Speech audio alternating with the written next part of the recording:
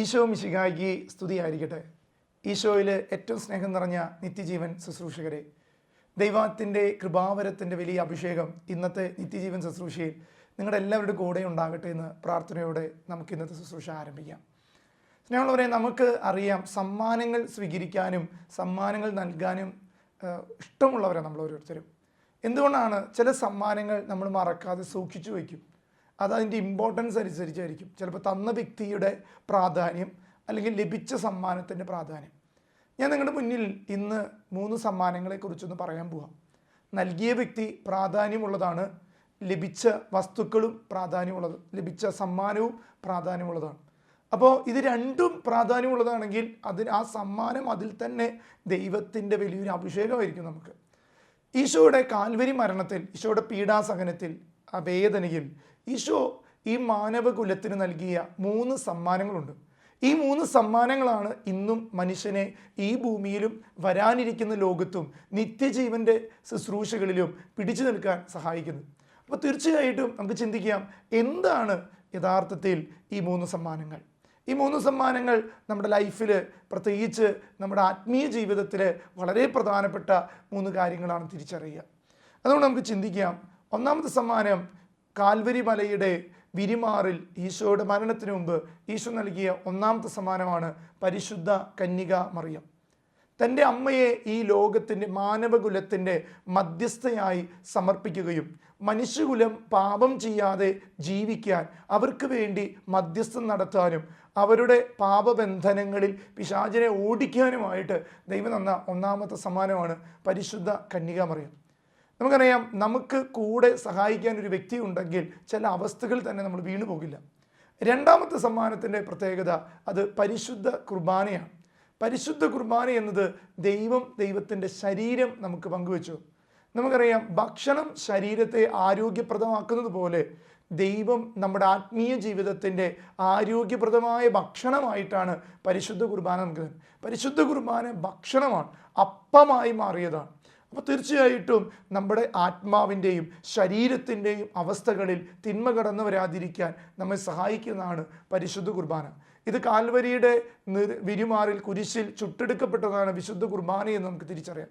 മൂന്നാമത്തെ സമ്മാനത്തിൻ്റെ പ്രത്യേകത, അത് പരിശുദ്ധാത്മാവാണ്. പരിശുദ്ധാത്മാവിനെ കുറിച്ച് പറയുന്നത് അത് സഹായകനാണ്. നമ്മുടെ ജീവിതത്തിൽ എന്നും സഹായിക്കാൻ ഒരു വ്യക്തിയുണ്ട്.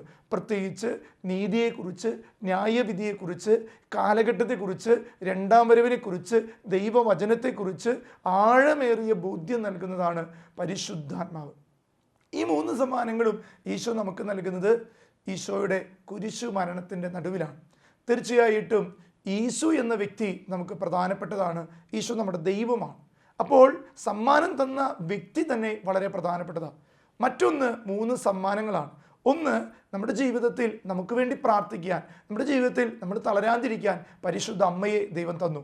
പ്രത്യേകിച്ച് നരകസർപ്പ ഭയക്കുന്ന ഒരു വ്യക്തിയാണ് മനുഷ്യ സ്ത്രീയായി ഈ ഭൂമി ജനിച്ച് ദൈവത്തിന് വഴിയൊരുക്കപ്പെട്ട പരിശുദ്ധ കന്യാമറിയം.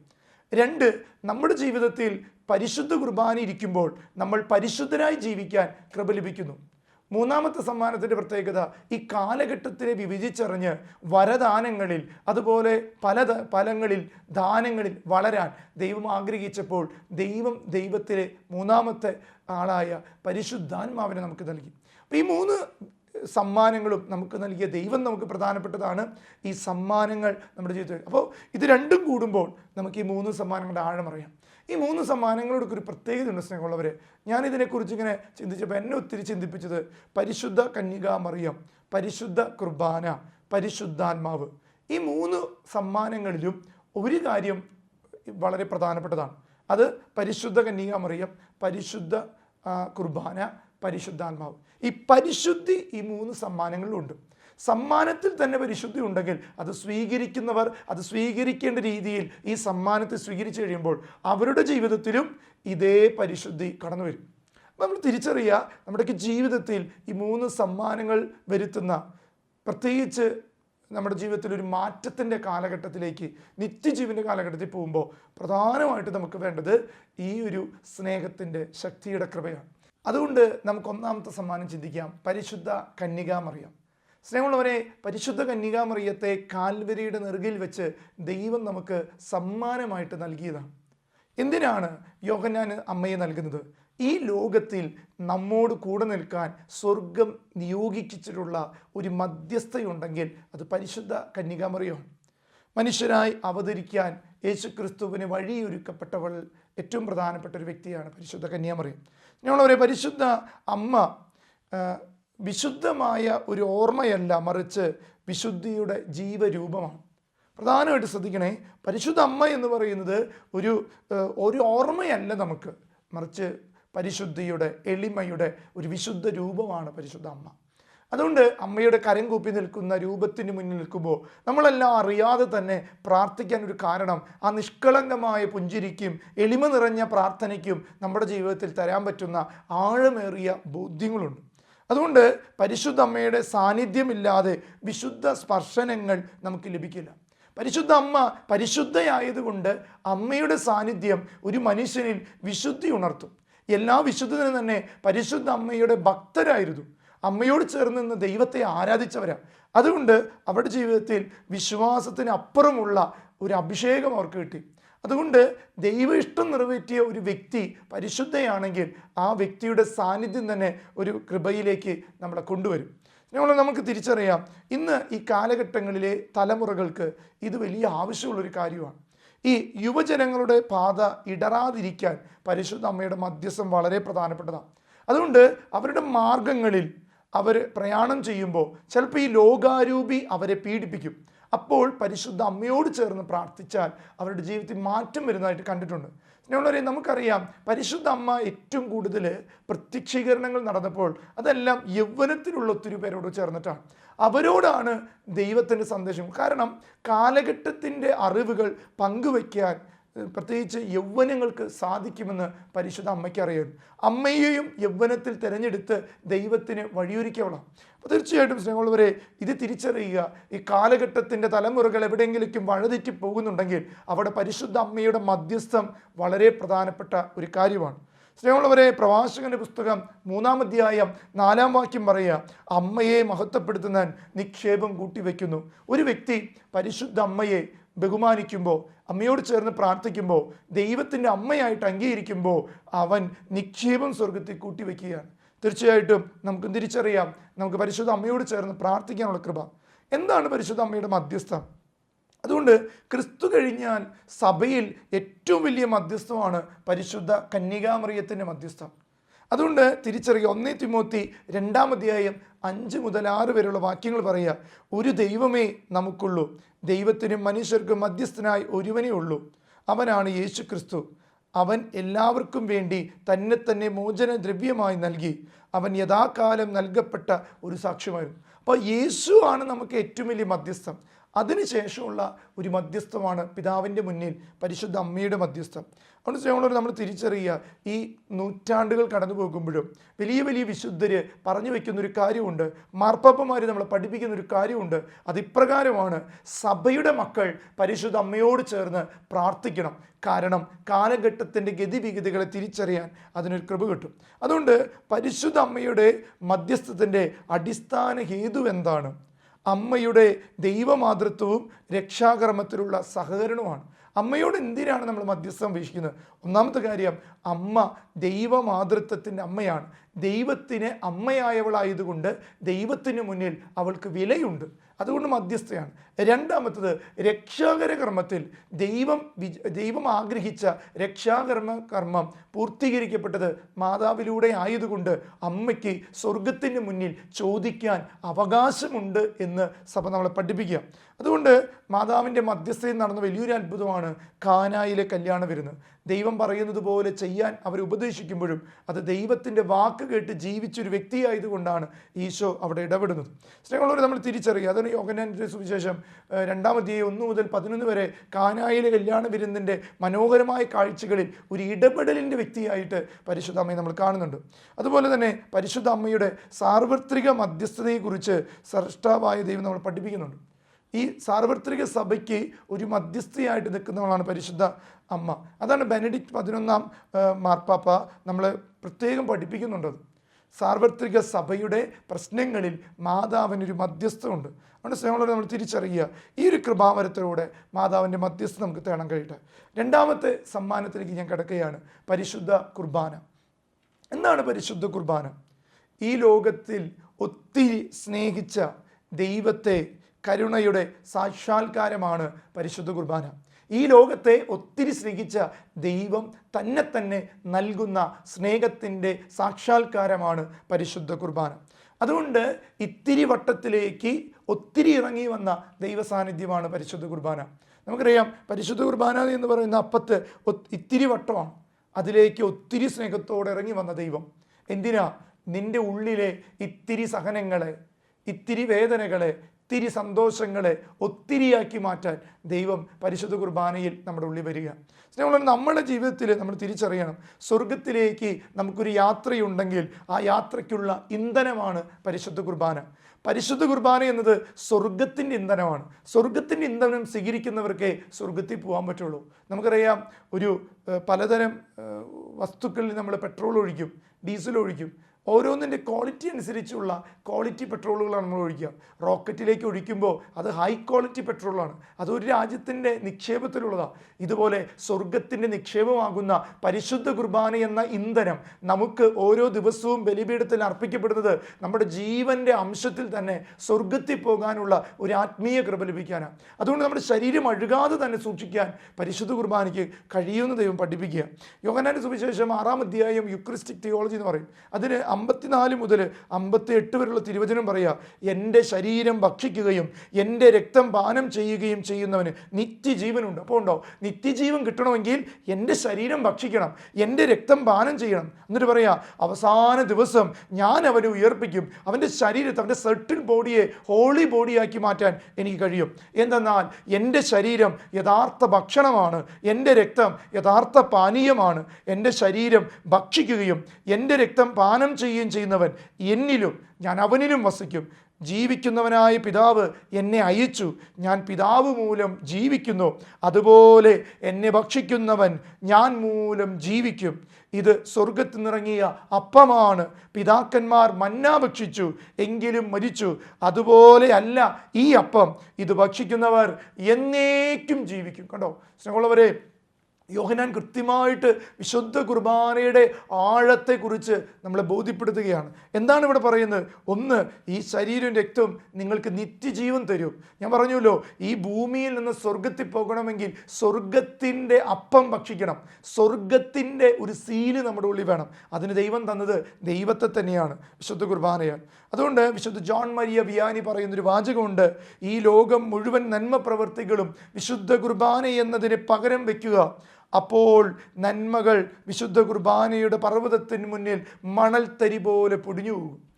നിങ്ങൾ ചിന്തിക്കുക, ഒരു തൂക്കുതലാസിൽ ഇവിടെ മുഴുവൻ നമ്മൾ ചെയ്ത നന്മ വെച്ചിരിക്കുക, ലോകത്തെ എല്ലാവരും ചെയ്ത കാരുണ്യപ്രവർത്തി നന്മ വെച്ചിരിക്കുക. എന്നാൽ ഇതിനിപ്പുറത്ത് വിശുദ്ധ കുർബാന എന്ന അപ്പം വയ്ക്കുമ്പോൾ ഈ തൂക്കുതലാസിൻ്റെ ഈ ത്ലാസിൻ്റെ ഏറ്റവും കുർബാന ഇരിക്കുന്ന ത്ലാസ് താഴ്ന്നിരിക്കും. എത്ര എല്ലാ നന്മ പ്രവൃത്തികളും പൊന്തി. കാരണം നിനക്ക് നന്മ ചെയ്യാൻ കിട്ടുന്ന ഊർജം വിശുദ്ധ കുർബാന എന്ന സ്നേഹത്തിൽ നിന്ന്, മുറിയപ്പെട്ട അപ്പത്തിൽ നിന്നേ മുറിയാനായിട്ടൊരു കൃപ കിട്ടുള്ളൂ. സ്നേഹം തിരിച്ചറിയുക, ദൈവം നമ്മെ സ്നേഹിക്കുന്നത് ദൈവത്തിൻ്റെ ശരീരവും രക്തവും നമുക്ക് നൽകിക്കൊണ്ടാണ്. ഒരു അമ്മ കുഞ്ഞിനെ സ്നേഹിക്കുന്നത് രക്തവും മാംസവും നൽകിക്കൊണ്ടാണ്. എങ്ങനെ? അമ്മിഞ്ഞപ്പാല് ഒരു അമ്മയുടെ രക്തവും മാംസവുമാണ്. ഇതുപോലെ സ്നേഹമുള്ളവരെ, ദൈവം നമ്മെ സ്നേഹിച്ചുവെന്ന് ജോൺ മരിയ വിയാനി പഠിപ്പിക്കുക.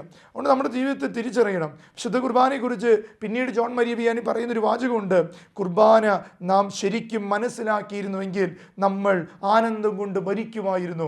വിശുദ്ധ കുർബാനയെ ശരിക്കും നാം മനസ്സിലാക്കിയിരുന്നെങ്കിൽ നമ്മൾ ആനന്ദം കൊണ്ട്, സങ്കടം കൊണ്ടല്ല, ആനന്ദം കൊണ്ട് മരിക്കുമായിരുന്നു. ദിവ്യകാരുണ്യത്തിൻ്റെ മുന്നിൽ പോയി സന്തോഷത്തിൻ്റെ അശ്രുക്കൾ പൊഴുക്കാൻ ദൈവം നമുക്ക് കൃപ നൽകും. അതുകൊണ്ട് സ്നേഹമുള്ളവരെ തിരിച്ചറിയാം. അതുകൊണ്ട് നാം പങ്കെടുക്കുന്ന ഓരോ വിശുദ്ധ കുർബാനയും വിധി ദിവസത്തിൽ നിനക്ക് വേണ്ടി ദൈവസന്നിധിയിൽ മധ്യസ്ഥം വഹിക്കും.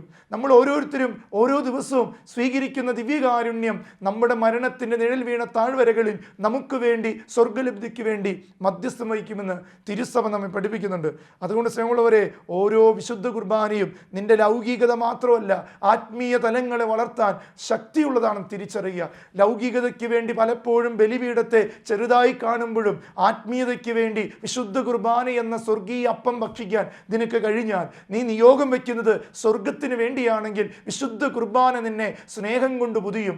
വിശുദ്ധ കുർബാന നിന്റെ ജീവിതത്തിൻ്റെ ഒരു ശക്തി കേന്ദ്രമായിട്ട് മാറും. അതുകൊണ്ട് സ്നേഹമുള്ളവരെ, ആ ഒരു കൃപയ്ക്ക് വേണ്ടി പ്രാർത്ഥിക്കുക.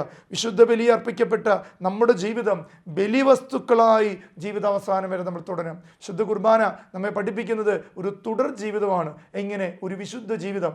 ശുദ്ധ കുർബാനയിൽ ജീവിക്കുന്ന പരിശുദ്ധനായ ദൈവം നിന്റെ അകത്ത് വരുമ്പോൾ നീയും ഒരു പരിശുദ്ധനായി തീരാൻ ദൈവം നമ്മെ ഓർമ്മപ്പെടുത്തുകയാണ്. സ്നേഹമുള്ളവരെ, മൂന്നാമത്തെ കാര്യത്തിലേക്ക് കടക്കുകയാണ്, പരിശുദ്ധാത്മാവ്. ഈ കാലഘട്ടത്തിൽ ശക്തമായിട്ട് അച്ഛൻ പറയാം, പരിശുദ്ധാത്മാവ് നമുക്ക് കൂടിയേ തീരൂ. പരിശുദ്ധാത്മാവിന് ശക്തി വേണം. പരിശുദ്ധ അമ്മയോട് മധ്യസ്ഥം വഹിക്കണം. എന്നും വിശുദ്ധ കുർബാന സ്വീകരിച്ച് ജീവിതത്തെ പൗത്രീകരിക്കണം. ഇനി ഈ കാലഘട്ടത്തെ വിവേചിച്ചറിഞ്ഞ് യുദ്ധം ചെയ്യാൻ കൃപയ്ക്ക് വേണ്ടി പരിശുദ്ധാത്മാവേ, എൻ്റെ ഉള്ളിലുള്ള ആത്മാവേ, എന്നെ ശക്തിപ്പെടുത്തണമേ എന്ന് പ്രാർത്ഥിക്കാം. ഇന്ന് പലപ്പോഴും നമ്മൾ ചിന്തിക്കുന്നത്, ഓരോ ധ്യാനങ്ങൾ കൂടുമ്പോൾ പരിശുദ്ധാത്മാവ് എവിടെന്നോ എൻ്റെ ഉള്ളിലേക്ക് കയറാം. അല്ല സ്നേഹമുള്ളവരെ, മാമോദീസയിലൂടെ നമുക്ക് നൽകപ്പെട്ട വരപ്രസാദത്തിൻ്റെ കൃപയാകുന്ന പരിശുദ്ധാത്മാവ് ഉള്ളിൽ എവിടെയോ പാപം മൂടിയ ചാരത്തിനിടയെ കെടുക്കുക. അതുകൊണ്ടാണ് ഇങ്ങനൊരു പാട്ടില്ലേ, ചാരം മൂടിയ കനലിനുമീതെ ചിറകതു വീശണമേ, ആത്മാവിൻ തീജ്വാലകളാലെ എന്നിൽ നിറയണമേ. ചാരം മൂടിയ കനലുകളായ എൻ്റെ ജീവിതത്തിൻ്റെ മുകളിൽ പ്രാവായി പരിശുദ്ധാത്മാവേ, നീ ഒന്ന് ചിറകടിച്ച് വീശണമേ. ചാരം എൻ്റെ ജീവിതത്തിൽ നിന്ന് മാറുമ്പോൾ അതിനടിയിൽ കിടക്കുന്ന വിശ്വാസത്തിൻ്റെ കനലുകൾ, സ്നേഹത്തിൻ്റെ കനലുകൾ, ത്യാഗത്തിൻ്റെ കനലുകൾ, സഭയോടുള്ള വിശ്വസ്തതയുടെ കനലുകൾ പുറത്തേക്ക് വരാൻ തുടങ്ങും. സ്നേഹമുള്ളവരെ, അതുകൊണ്ട് പരിശുദ്ധാത്മാവിനെ കുറിച്ച് നമ്മൾ ചിന്തിക്കാം. എന്താണ് പരിശുദ്ധാത്മാവ്? Holy spirit is the spirit who gives the holiness. പരിശുദ്ധാത്മാവ് എന്നത് നമുക്ക് നൽകപ്പെട്ട പരിശുദ്ധിയുടെ ആത്മാവാണ്. പരിശുദ്ധാത്മാവ് പരിശുദ്ധിയുടെ ആത്മാവാണ്. സ്നേഹമുള്ളവരെ, നമ്മൾ ബൈ പ്രോഡക്റ്റിന് വേണ്ടി പ്രാർത്ഥിക്കുമ്പോഴും അതിൻ്റെ നമ്മുടെ ഒരു പ്രോഡക്റ്റിൻ്റെ യഥാർത്ഥ എസൻസ് വേണ്ട. നമുക്ക് സബ്സ്റ്റൻസുകളാണ് നമ്മൾ തേടിപ്പോകുന്നത്. നമുക്കറിയാം, എസൻസ് എന്ന് പറഞ്ഞാൽ അതിൻ്റെ പ്യുവറായിട്ടുള്ള അതിൻ്റെ കണ്ടൻറ്റാണ്. പരിശുദ്ധാത്മാവ് എന്ന് പറഞ്ഞൊരു വ്യക്തിയുടെ ഉള്ളിൽ പരിശുദ്ധി എന്ന കണ്ടൻറ്റാണ്. അതാണ് നമ്മൾ സ്വീകരിക്കേണ്ടത്. നമുക്ക് വരങ്ങളുണ്ടാകാം, ദാനങ്ങളുണ്ടാകാം, പ്രവചനം ഉണ്ടാകാം, എല്ലാം ഉണ്ടാകാം. അതൊക്കെ ബൈ പ്രോഡക്റ്റാണ്. ദൈവം നോക്കുന്നത് ഒരു വ്യക്തിയുടെ ഉള്ളിൽ പരിശുദ്ധാത്മാവ് നൽകുന്ന വലിയ കൃപ എന്താണെന്ന് അറിയും സ്നേഹമുള്ളവരെ? സ്നേഹം, ദയ, നന്മ, വിശ്വസ്തത, സൗമ്യത, ആത്മസംയമനം. ഇത് ഫലങ്ങളാണ്. നമുക്കറിയാം, ഒരു വൃക്ഷത്തിൽ നിന്ന് ആ ഫലത്തെ തിരിച്ചറിയാം. ഒരു വ്യക്തി പരിശുദ്ധാത്മാവ് ഉള്ളതെന്ന് അറിയുന്നത് ആ വ്യക്തിയുടെ ഫലത്തിൽ നിന്നാണ്, വരത്തിൽ നിന്നാകണമെന്നില്ല, ദാനത്തിൽ നിന്നാകണമെന്നില്ല. വരമുണ്ടായിട്ടും ഫലമില്ലാത്തവരുണ്ട്, ദാനമുണ്ടായിട്ടും ഫലം പുറപ്പെടുവിക്കാത്തവരുണ്ട്. സ്നേഹമുള്ളവരെ, തിരിച്ചറിയുക, ഫലത്തിൽ നിന്ന് വൃക്ഷത്തെ തിരിച്ചറിയാം. അതുകൊണ്ട് സ്നേഹമുള്ളവരെ, ഒരു പരിശുദ്ധാത്മാവിൻ്റെ ഫലങ്ങൾ നിന്നിൽ വരുമ്പോൾ നിനക്കുണ്ടാകുന്ന ഏറ്റവും വലിയ കൃപയാണ് ഹോളിനെസ്, പരിശുദ്ധി. പരിശുദ്ധി കൂടാതെ ആർക്കും ദൈവത്തെ ദർശിക്കാൻ പറ്റില്ല. അതുകൊണ്ട് ദൈവിക ദർശനങ്ങളില്ലാത്തവർക്ക് എന്ത് കിട്ടിയാലും അതിൻ്റെ കൃപ വരില്ല. അതുകൊണ്ട് പരിശുദ്ധാത്മാവിനെ കുറിച്ച് പറയുന്നത് സഹായകനാണ്. ആരാണ് സഹായകൻ? ഒരു ഉദാഹരണം പറയാം. ഒരു ഓട്ട മത്സരത്തിൽ പങ്കെടുക്കാൻ പോകുമ്പോൾ ഇദ്ദേഹം എന്ത് ചെയ്യും? ഒരു മരുന്ന് കഴിക്കും. ഉത്തേജക മരുന്ന് കഴിക്കാൻ പാടില്ല എന്നാലും പറയാം. എപ്പോഴാണ് കഴിക്കുക? ഓട്ടം കഴിഞ്ഞിട്ടാണോ ഓട്ടത്തിന് മുമ്പാണോ? തീർച്ചയായിട്ടും നമുക്കറിയാം, ഒരു ഓട്ടക്കാരൻ ഓട്ടത്തിന് പോകുന്നതിന് മുമ്പാണ്.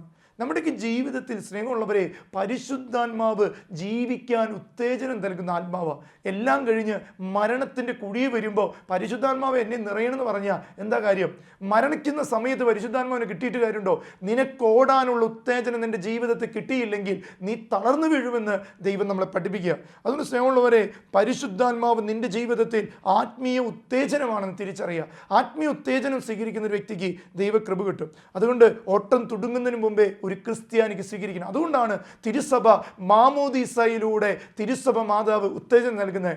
ഓരോ കൂദാശയും അവൻ്റെ ജീവിതത്തിലുള്ളതാണ്. നമുക്കറിയാം, മാമോദീസ ബാല്യത്തിൽ തന്നെ പാപത്തിൽ നിന്ന് വന്ന് ഉത്തേജനം തരുന്ന 2 സ്ഥൈര്യലേപനം ആ കൊച്ചിൻ്റെ ടീനേജിലേക്ക് കയറുമ്പോൾ ഒരു ഉത്തേജനത്തിൻ്റെ അഭിഷേകം കിട്ടുന്നുണ്ട്. ഇനി വിവാഹം, ആ ഒരു ദാമ്പത്യം പുലർത്തുന്നതിന് മുമ്പേ ഒരു ഉത്തേജനത്തിൻ്റെ അഭിഷേകം, പരിശുദ്ധാത്മാവിൻ്റെ ഒരു അഭിഷേകം വരിക. പൗരോഹിത്യം, അവൻ പഠിച്ച് ഡീക്കനായിട്ട് അച്ഛനായി കഴിയുമ്പോഴാണ് അവൻ്റെ ആത്മാവിൻ്റെ കൃപ വരുന്നത്. അതുകൊണ്ട് സ്നേഹമുള്ളവരെ, കൂദാശ ജീവിതങ്ങൾ അകലും തോറും നിന്റെ ജീവിതത്തിൽ മുന്നോട്ടുള്ളൊരു ഓട്ടത്തിന് നിനക്കൊരു ഉത്തേജനം കുറവുണ്ട്.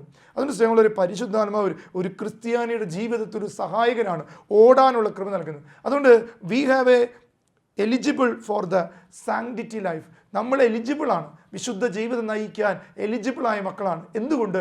പരിശുദ്ധാത്മാവിലൂടെ നിറയപ്പെട്ട വ്യക്തികളായതുകൊണ്ട്. അതുകൊണ്ട് നിങ്ങൾ തിരിച്ചറിയുക, വിശുദ്ധ ജീവിതം നയിച്ചതിനുള്ള പ്രതിഫലമല്ല പരിശുദ്ധാത്മാവ്. ഒരു വ്യക്തി നന്നായി ജീവിക്കുമ്പോൾ കിട്ടുന്നല്ല പരിശുദ്ധാത്മാവ്, മറിച്ച് വിശുദ്ധ ജീവിതം നയിക്കാനുള്ള ഉത്തേജനമാണ് പരിശുദ്ധാത്മാവ്. ഒന്നുകൂടി ശ്രദ്ധിക്കണേ സ്നേഹമുള്ളവരെ, വിശുദ്ധ ജീവിതം നയിച്ചതിനുള്ള പ്രതിഫലമല്ല പരിശുദ്ധാത്മാവ്, മറിച്ച് വിശുദ്ധ ജീവിതം നയിക്കാനുള്ള ഉത്തേജനമാണ്. സ്നേഹമുള്ളവരെ, പലപ്പോഴും പറയും, അച്ഛാ ഞങ്ങൾ ധ്യാനം കൂടി ഇപ്പോൾ പരിശുദ്ധാത്മാവിനെ കിട്ടി, ഞങ്ങൾ നന്നായി ജീവിച്ചു പോകും. സ്നേഹമുള്ളവരെ, പരിശുദ്ധാത്മാവ് എന്നും നിന്റെ ഉള്ളിൽ തീ പിടിച്ചിരിക്കുകയാണ്. നിനക്ക് മനസ്സിലാക്കേണ്ടത്, ഞാൻ പരിശുദ്ധാത്മാവിനെ സൃഷ്ടിക്കപ്പെട്ട വ്യക്തിയാണ്, പരിശുദ്ധാത്മാവിൻ്റെ ജീവനുള്ളൊരു വ്യക്തിയാണ്. ഞാനിങ്ങനെ കരഞ്ഞ് ജീവിക്കേണ്ട ഒരു വ്യക്തിയല്ല. ഞാൻ എന്ത് സഹനം വന്നാലും ആത്മാവ് എന്നെ ശക്തിപ്പെടുത്തും. അതുകൊണ്ട് സ്നേഹമുള്ളവരെ, കർത്താവിൻ്റെ സാന്നിധ്യം പരിശുദ്ധാത്മാവ് നമുക്ക് വെളിപ്പെടുത്തി തരും. ദൈവവചനം ജീവിക്കാൻ പരിശുദ്ധാത്മാവ് നമുക്ക് ശക്തി പകരും. കൂദാശ ജീവിതം നയിക്കാൻ പരിശുദ്ധാത്മാവിൻ്റെ ഇന്ധനം നമുക്ക് ആവശ്യമാണ്. പരിശുദ്ധാത്മാവ് ഒരു ഇന്ധനമാണ്, ഓടാനുള്ളൊരു ഇന്ധനം. റോമാക്കാർക്ക് എഴുതിയ ലേഖനം 5-ാം അധ്യായം 5-ാം വാക്യം, പ്രത്യാശ നമ്മെ നിരാശരാക്കുന്നില്ല, കാരണം നമുക്ക് നൽകപ്പെട്ടിരിക്കുന്ന പരിശുദ്ധാത്മാവിലൂടെ ദൈവത്തിൻ്റെ സ്നേഹം നമ്മുടെ ഹൃദയങ്ങളിലേക്ക് ചൊരിയപ്പെട്ടിരിക്കുന്നു. അതുകൊണ്ട് സ്നേഹമുള്ളവരെ, ഹൃദയങ്ങളിലേക്ക് ചൊരിയപ്പെട്ട പരിശുദ്ധാത്മാവ് വഴി നിരാശയെന്ന അരൂപിയെ തോൽപ്പിക്കുകയും ദൈവകൃപയുടെ അഭിഷേകത്തിലേക്ക് നമ്മൾ നടന്നു നീങ്ങുകയും ചെയ്യണം. സ്നേഹമുള്ളവരെ, അപ്പസ്തോല പ്രവർത്തനം 10-48, 44, 48 പറയുന്നത് ഇങ്ങനെയാണ്: കൊർന്നേലിയൂസ് വിജാതീയനായവൻ്റെ മേൽ പരിശുദ്ധാത്മാവ് വന്നപ്പോൾ കർത്താവിന് വേണ്ടി അവൻ ഓടി നടന്നു. അതുകൊണ്ട് സ്നേഹങ്ങൾ തിരിച്ചറിയുക, പരിശുദ്ധാത്മാവിൻ്റെ അഭിഷേകം അനേകരിൽ കടന്നു വരാത്തതിന് കാരണം, ഉത്തേജിപ്പിക്കാത്തതിന് കാരണം അവരുടെ വിശ്വാസക്കുറവാണ്. നമുക്ക് വിശ്വാസക്കുറവുണ്ടെങ്കിൽ നമ്മുടെ ഉള്ളിലുള്ള പരിശുദ്ധാത്മാവിനെ നമുക്ക് ശക്തി പ്രാപിക്കാൻ പറ്റില്ല.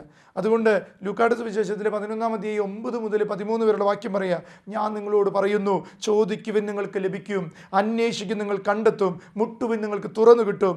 എന്തെന്നാൽ ചോദിക്കുന്ന ഏവനും ലഭിക്കുന്നു, അന്വേഷിക്കും കണ്ടെത്തുന്നു, മുട്ടുന്നവന് തുറന്നു കിട്ടുന്നു. നിങ്ങൾ ഏതൊരു മകനാണ് പിതാവിനോട് മീൻ ചോദിച്ചാൽ പകരം പാമ്പിന് കൊടുക്കുക?